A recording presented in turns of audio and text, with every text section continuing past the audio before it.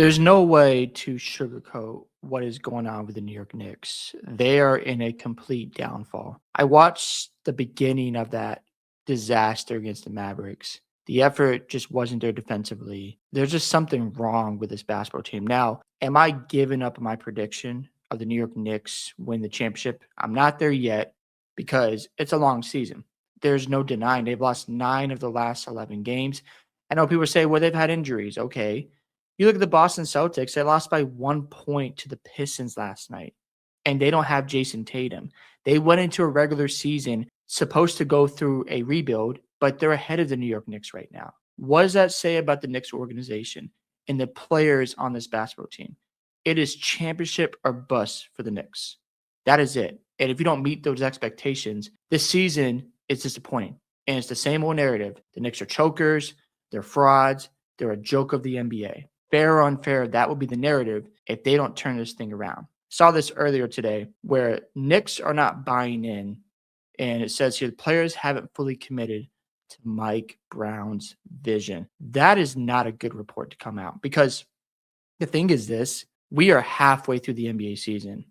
And if you're hearing these type of things come out in New York or any team whatsoever, you got to be concerned. There's no doubt about it. If this continues, then Mike Brown is going to be gone. First year head coach. And you're looking back at Thibodeau and you've transitioned off of him for a better offense. Yet the team can't go out there and be consistent. Look, they were playing good basketball. And after the NBA Cup, it seems like that's a curse now. Because I thought the Knicks, when they won it, that was probably the most talented roster that's gotten there in the first 3 years of the NBA Cup, in my personal opinion. But it's the same narrative. You know, the Lakers were hot, they played really good, and they just fell off a cliff after the NBA Cup. Same with the Bucks last year. Jalen Brunson called a players-only meeting after Knicks lost 9 of the last 11 games, per Ramona Shelburne. The message: stop looking at the coaches. We have to look in the mirror. And that's fine if you want to call out the players and hold them accountable. I'm okay with that. But here's the thing. You can have your meetings. You can say, this needs to get better. We need to improve here. But until it's actually executed on the basketball court, because the body language right now is just horrible for the Knicks. And again, I'm at a 5 right now. You can say, oh, you're crazy. You should be higher. I'm not there yet. I'm a Red Sox fan, so I have seen them in the dumps, down 3-0 against the Yankees, and I watched every single at bat after they came back down 3-0. After they actually won game 4, watched every second of that series. So for me, I have seen the ups and the downs where you're trying to break a curse, you're trying to get over that hump. So yes, it looks bad, but it could be worse for the Knicks. So that's why I'm at a 5. However, they're going to have to make some changes. It's just unfortunate, but I was talking to my friends about Karl Anthony Towns, and he just feels like a different player. He looks like a different player out there. I've seen him at times where he's aggressive in the paint. I'm like, that's the Karl Anthony Towns I like seeing. Then I see Towns, give up on plays, not make a full effort. He is just not in sync with the offense. He's disengaged. And you're wondering, okay, is he the best second option next to Jalen Brunson? Because the argument is Brunson and Cat aren't your best defenders, so teams will expose them or go after them in the playoffs. And if that happens, well, they're probably not going to win in the playoffs. So with all that being said, should the New York Knicks think about trading Karl Anthony Towns? I looked at the numbers today, and last year he was shooting 52.6% from the field, 42% from 3. This year, he's shooting 46.7% from the field, 35.8% from 3. And then you look at the points, he's averaging 21 points this year, 24.4 points last year. Rebounding last year is at 12.8 a night, this year 11.6 a night. So the numbers are down shooting from the field, and his points per game are down. And it's like, what happened to last year? He's 23rd percentile in effective field goal percentage, 21st percentile in 2-point percentage, and 39th percentile in 3-point percentage. And he's getting paid like an MVP. You can argue that.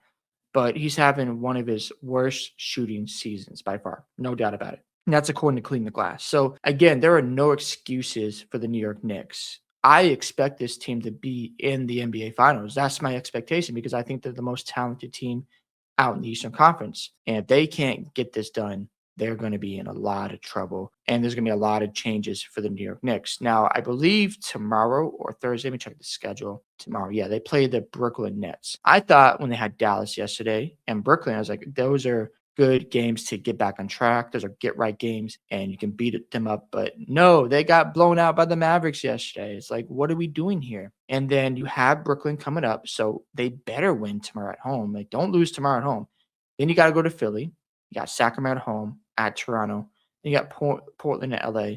You got to go to Washington. The schedule is not that bad. If they can go, let's just say 1, 2, 3, 4, 5. Let's say they go 5-2. Okay, now you've won 5 of your last 7 games. You've calmed down the panic meter. But let's say they go 3-4 or 4-3. You got to consider something here. I think, as hard as it is to say, Karl Anthony Towns might need to go. It's unfortunate, but the numbers are down. He's not performing like the second option he had last year. Like Cat, he was a beast. Like he was crashing the boards. He was aggressive. That was on fire last year, but I have no idea what's happened. And it's very unfortunate because this team is talented. They've got the roster to go out and win a championship. They've got the bench pieces. And I understand some of them might be struggling, but that's the regular season. You're going to go through slumps, but this has gone far enough. If they don't get together, man, it's going to be very disappointing because the Celtics, they're a couple pieces away from being back in championship contender status. Like the way they're competing, like against the Pistons last night, they just didn't have enough bigs. You know, they're having perimeter guys guard Durant and Stewart. Like you have no chance against the Pistons when you're dealing with that type of size.